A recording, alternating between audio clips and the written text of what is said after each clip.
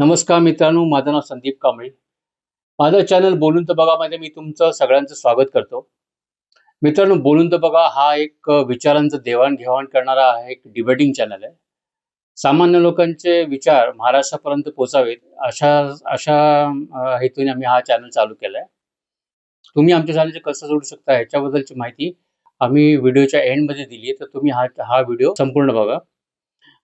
Basically तुम्ही आमच्या चॅनलमध्ये कोणत्या पण टॉपिकवरती डिबेट करायचं असेल तर त्याच्यामध्ये तुम्ही ॲज अ पॅनलिस्ट येऊ शकता आणि तुम्हाला तुमचे काय टॉपिक असतील ते तुम्हाला शेअर करायचे असतील तर ॲज अ गेस्ट म्हणून पण तुम्ही आमच्या चॅनलमध्ये येऊ शकता.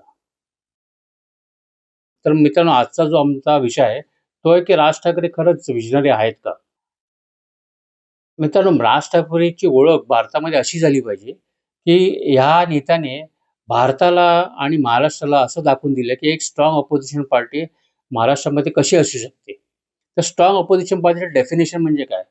एक ऑपोजिशन पार्टी अशी असायला पाहिजे की फक्त विरोधाला विरोध करणारी नसावी. तर आपल्या महाराष्ट्रामध्ये कोणते चांगले प्रकल्प येत असतील तर ते पॉलिटिक्ससाठी न थांबवणं. ओके, फॉर एक्झाम्पल मेट्रो असेल किंवा बुलेट ट्रेन असेल किंवा रिफायनरी असेल किंवा अदानीचं जे प्रोजेक्ट होत आहे आपलं धारावीचं. तर असे कोणते पण प्रोजेक्ट न थांबता फक्त पॉलिटिक्ससाठी आणि म्हणजे निगेटिव्ह पॉलिटिक्स बेसिकली न करता असे काही विषय असतील त्याच्यामध्ये त्यांना अपोजिशन करायचं वाटलं तर ते ते करतात किंवा भोंग्याच्या प्रश्नाबद्दल बोलतात. तर असा एक पार्टी डेव्हलपमेंट थांबवत नाही. अपोजिशनच्या वेळेला अपोजिशन पण करते, आपले विचार मांडायचे असेल त्या विचार पण मांडते. लाऊडस्पीकरचे काय संबंध विचार त्या संबंधाने काय पावलं उचलायची असेल किंवा प्रोटेस्ट करायचे असेल तर ते सगळं करतात. तर एक हेल्दी अपोजिशन पार्टी कशी असावी आणि पुढे तर त्याच्या पुढे मी असं म्हणेन की म्हणजे जे अपोजिशन जे चाललंय, जे अपोजिशन पार्टी तुम्ही आता बघतायत भारतामध्ये, ते कशा त्या अपोजिशन पार्टी तुम्ही बघितल्या तर त्या सगळ्या मला वाटतं त्या सगळ्या सेक्युलरिझम पार्टी आहेत किंवा कम्युनिस्ट पार्टी आहेत. ओके, आणि त्या सगळ्यांचं एक सारांश तुम्ही काढलं तर काय अपीजमेंट आहे त्याच्यामध्ये, ठीक आहे, वोट अपीजमेंट आहे. तर राज ठाकरे हा असा एकमेव नेता आहे आपल्या भारतामध्ये की त्यांनी अपोजिशन पार्टी पण अशी दिली आहे की त्याचे विचार पण हिंदुत्व आहे. Okay, so Maharashtra will be the first state in India where the party in power is Hindutva and party in opposition will be also Hindutva. Okay, normally आपण बघतो की एक तर हिंदुत्ववादी असते आणि दुसरी मग सेक्युलरिझमची गव्हर्नमेंट असते. तर हा एक ट्रेंड आहे जो राज ठाकरेने म्हणजे माझ्या मते तर उधळून लावलाय आणि एक नवीन एक्झाम्पल सेट केलंय. अशा या नेत्याचा कौतुक तर आपण केलंच पाहिजे कारण एक नवीन एक गोष्ट आपल्याला देशाला दिली आहे. ओके, पण असं असून सुद्धा मला असं वाटतं की राज ठाकरेंना आपण वोट करायचं की नाही? तर मला सांगा, एकतर मी बोलतोय की राज ठाकरे विजनरी आहेत आणि दुसऱ्या वेळेला मी असं बोलतोय की राज ठाकरेंना वोट करायचं नाही, करायचं की नाही करायचं? तर असे दोन अपोजिट स्टेटमेंट का बोलतोय? तर ह्या विषयाबद्दल अजून आपण खोलवर तपास करायचा असेल तर कारण हा जर असा विषय मोठा असल्याकारणाने आम्ही काय केलं की हा विषय 3 भागामध्ये डिव्हाईड केले. पहिले जे आहे ते राज ठाकरेंचे विचार. मित्रांनो, विचार असे असतात, आपला विचार म्हणजे विचार कसे असतात म्हणजे हिंदुत्व विचार आहे, इस्लाम हा विचार आहे, ख्रिश्चनिटी हा विचार आहे, सेक्युलरिझम हा विचार आहे, कम्युनिस्ट हा विचार आहे. तर विचारांमुळेच आपण बाळासाहेबांशी जोडलेलो होतो. विचारांमुळे लोक आज मोदींना वोट करतात. तर प्रथम त्या माणसाचे, त्या लीडरचे जे पार्टी ज्यांनी ओपन केली आहे की चालू केली आहे त्याच्याबद्दलचे विचार आपण पहिले बघितले पाहिजे. तर आजच्या व्हिडिओमध्ये आम्ही विचार डिस्कस करणार आहोत राज ठाकरेंचे. दुसरे जे 2 व्हिडिओ आहेत त्याच्यामध्ये आम्ही मग चांगले विचार असून पण मग राज ठाकरेंचा कुठे अर्थ आहे, काय प्रॉब्लेम येत आहेत, तर ते दुसऱ्या व्हिडिओमध्ये डिस्कस करणार आहे. आणि जो तिसरा व्हिडिओ आहे त्याच्यामध्ये आम्ही त्याचे एक एनालिसिस करणार आहे, ओव्हरऑल एनालिसिस करणार आहे. असंच तुम्ही आमचं चॅनल लाईक करा आणि सबस्क्राईब करा. आजचा विषय तो आहे राजसाहेबांचे विचार. तर प्रथम मी तुम्हाला राजसाहेबांचे 4 व्हिडिओ दाखवतो.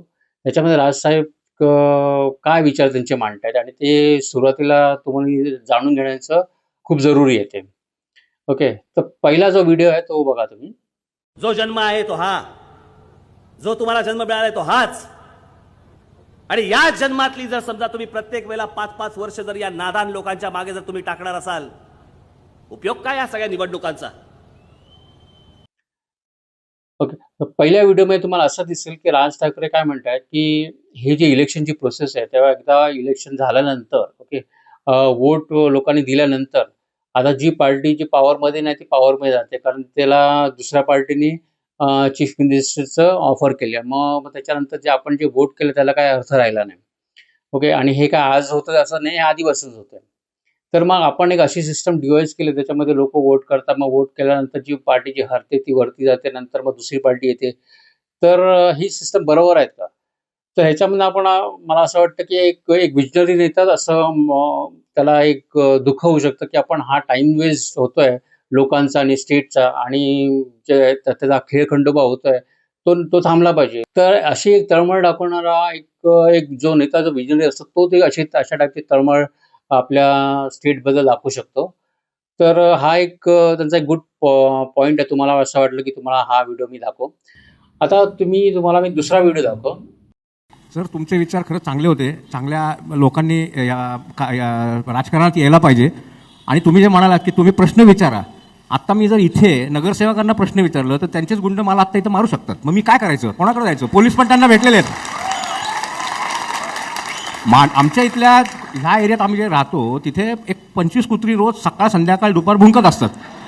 त्याच्याबद्दल आम्ही कंप्लेंट केली तर पोलिसांनी आम्हालाच दम दिला की मी तुम्ही नाही हेच करत. तुम्हाला मगाशी सांगितलं माझ्या भाषणामध्ये की ज्या लोकांच्या हातामध्ये तुम्ही सोपवलेत ना, ज्याचा पश्चातापाचा हात तुम्ही कपाळावरती मारताय, त्यापेक्षा तुम्ही स्वतः या क्षेत्रामध्ये या. कळलं का? आम्ही यायला तयार आहोत. शिक्षण क्षेत्रात आम्ही काम करतो. आम्ही तुमच्याबरोबर आमूलाग्र बदल घडवून आणू शकतो नक्की. धन्यवाद. आता तुम्ही जो दुसरा व्हिडिओ बघितला त्याच्यामध्ये तुम्हाला दिसतंय, की राजसाहेब लोकांना सांगतात, की तुम्ही या म्हणजे तुम्ही जसं जितके लोकं चांगले येतील तरच आपल्याला ते त्यांना पण बरं पडेल, की चांगले लोकं किंवा महाराष्ट्राच्या डेव्हलपमेंटसाठी. पण पण ह्याच्यामध्ये असं आहे, की त्याला मला मला मला थोडंसं त्यांना सजेशन द्यायचं आहे, की हे जे तुम्ही बोलतायत, की लोकांनी जुडावं, पण तुम्ही काय प्लॅटफॉर्म बनवलाय का? प्लॅटफॉर्म म्हणजे फक्त मनसेचं वर्कर नाही. मला फक्त तुम्हाला समजा मनसे म्हणे जॉइन नाही व्हायचंय. पण मला तुम्हाला समजा काही आयडिया द्यायची असतील, तर तुमच्याकडे काय अशी काही वेबसाईट आहे, की तुम्ही आयडियाज घेतात आणि त्याच्यानंतर तुम्ही स्वतः येऊन ते डिस्कस करतात. तर मग तो लोकांना ते इंटरेस्ट वाटेल. कारण तुम्ही जेव्हा लोकांना बोलता जुडा, तर तुमच्याकडे बघून जुडतायत, बरोबर? तर असं कोणी आयडिया घेऊन गेलं, तर पहिलं काय होईल, की तुमचेच लोकं त्याला पहिले नकारतील. ओके. तो एक टिपिकल एक असतो म्हणजे चाय से ज्यादा किटली गरम होता है. तर असं कोणी अप्रोच केलं, तर तुमचे जे नेते जे तुम्ही अपॉइंट केले, त्यांचं काम आहे, की आपल्या पक्षाबद्दल विचार करणं. तर मला असं वाटतं, की तुमचे नेतेच मला वाटतं ते अडथळा आणतील. ते सांगतील, की "पहिला तो हमको बताओ." आणि आम्ही साहेबांना सांगू किंवा ते तुम्हाला सांगतील की नाही सांगतील किंवा तुमच्याकडे असं आयडिया सांगायची सिस्टम आहे की नाही. तर ते मला माहीत नाही. तर मला असं वाटतं की तुम्ही जर लोकांना बोलवताय तर तुम्ही एक प्रॉपर चॅनल त्यांना दिलं पाहिजे आणि मला असं वाटतं की तुम्ही स्वतः त्यांच्यामध्ये लक्ष घेऊन तुम्ही स्वतः त्यांना भेटलं पाहिजे. तुम्हाला कोणाची आयडिया चांगली वाटली तर त्यांना ते अप्रिशिएट पण केलं पाहिजे आणि ते इम्प्लिमेंट केले पाहिजे थोडक्यामध्ये. बघितलं असेल की योगी आहेत ते आता सीएम आहेत ते उत्तर प्रदेशचे. ते सीएम असून पण त्यांचा एक सभा भरते. त्याच्यामध्ये ते लोकं त्यांना स्वतः भेटतात. ते खुर्चीवर अशा रांगेने बसलेले असतात आणि योगी त्यांच्याकडे स्वतः जातात. त्यांच्याकडे प्रश्न विचारतात आणि त्यांच्याकडे काय पेपर्स वगैरे असेल, त्यांनी काय ते लिहून आणलं असेल, ते बघतात. त्याच्यावरती नोटिंग करतात. त्यांच्या पीएला ते पत्र देतात. तर एवढा मोठा देशचा सीएम आहे. तो जाऊन लोकांना भेटतो म्हणजे सामान्य लोकांना बोलवतो. त्यांचे प्रश्न स्वतः पर्सनली वन टू वन भेटून तो सॉल्व्ह करतो. किंवा ते सीपीएना देतो आणि त्यांना सांगतो, की हे काम झालं पाहिजे. तर अशा टाईपचे जे मला वाटतं हेच तुम्ही समजा रेप्लिकेट केलं म्हणजे लोकांना आयडियाजच्या घेण्यामध्ये तर मला वाटतं, की तुम्हाला त्याचा फायदा होईल. ओके. तर आता आपण तुम्हाला तिसरा व्हिडिओ दाखवतो. बरं, ह्या सगळ्या गोष्टी, या टेक्निकल सगळ्या गोष्टी शरद पवारांना माहिती आहेत. का नाही बोलत आहात तुम्ही? का नाही त्या मराठी समाजातल्या माझ्या बांधवांना आणि भगिनींना सांगत का नाही आहात की काय नक्की काय होतंय? हे सगळ्यांना माहिती आहे. सगळ्या पत्रकारांना माहिती आहे. सगळ्या संपादकांना माहिती आहे. कोणी मांडायला तयार नाही, तुमच्यासमोर कोणी बोलायला तयार होत नाहीये. त्याच्यामध्ये राजसाहेब बघा ह्या नेत्याकडे मला वाटतं तुम्ही बघितलं की अ, त्यांच्याकडे आमदार नाहीत, खासदार नाहीत, ठीक आहे. तर जेव्हा कोणी त्यांच्याकडे मदत मागायला आलं रिझर्व्हेशन्सच्या ह्या टॉपिकवरती, तर एक दुसरी कोणती पॉलिटिकल पार्टी असती म्हणजे समजा केजरीवाल सारखी असते किंवा एक दुसरी कोणती नॉर्मल पार्टी असेल, तर त्यांनी ह्या विषयाचा आपला फायदा कसा करून घ्यायचा ह्याच्याबद्दलचा विचार केला असता. कास्ट पॉलिटिक्समध्ये पडून आपण आपल्याला कसे मॅक्सिमम सीट मिळता येतील, तर हे त्याला तर सहज मिळता आलं असतं. तर असा एक नेता जो आपल्याकडे सीट नसताना तो तरी पण तो कॉम्प्रोमाईज करायला रेडी नाही. हे एक विजनरी नेत्याचेच लक्षण आहेत. आणि असे नेते मला वाटतं आपण यूपी, बिहार जे आपण जे करून ठेवलं ते आपण मला वाटतं ते कास्ट पॉलिटिक्समुळेच त्यांनी आपल्या स्वतःची बरबादी करून घेतली आहे. तर ह्या नेत्याला आपलं स्वतःचा स्वार्थ नसून म्हणजे त्यांनी पटकन उडी मारली असते तर आज त्यांच्याकडे 15-20 खासदार रेडी असते. तर आणि जो चौथा व्हिडिओ आहे माझ्या तमाम मराठी बांधवांनो, भगिनींनो आणि मातांनो, आज महाराष्ट्राचा विकास आराखडा सादर करताना मला खूप आनंद होतोय. पण त्या आराखड्याबरोबरच जर आपण सौंदर्यदृष्टी संदर्भात काहीच बोललो नाही तर त्या विकासाला काहीच अर्थ नाही. आणि विकास घडवायचा असेल तर दूरदृष्टी हवी. आणि दूरदृष्टीला जर रचनेची आणि सौंदर्याची जोड असेल तरच तो विकास चिरंतन टिकेल. एक उदाहरण देतो. मुंबईतल्या छत्रपती शिवाजी टर्मिनसचं. जवळपास 125 वर्षापूर्वी ब्रिटिशांनी हे स्टेशन बांधलं. 125 वर्षापूर्वी या शहराची लोकसंख्या कितीची होती? आज या मुंबईमध्ये एवढे लोंढे आलेत, पण आजही हे स्टेशन टिकून आहे. का टिकून आहे? कारण त्याची रचना सर्वोत्कृष्ट आहे. आणि रचना कधी सर्वोत्कृष्ट होते? जेव्हा त्यात सौंदर्यदृष्टी असते. छत्रपती शिवाजी टर्मिनस नंतर आपण अनेक स्टेशन्स उभारली, पण त्यात ना दूरदृष्टी आहे ना रचना. नुसती भकास आणि उजाड. स्वातंत्र्यपूर्व काळात बांधलेले हे ब्रिज पहा.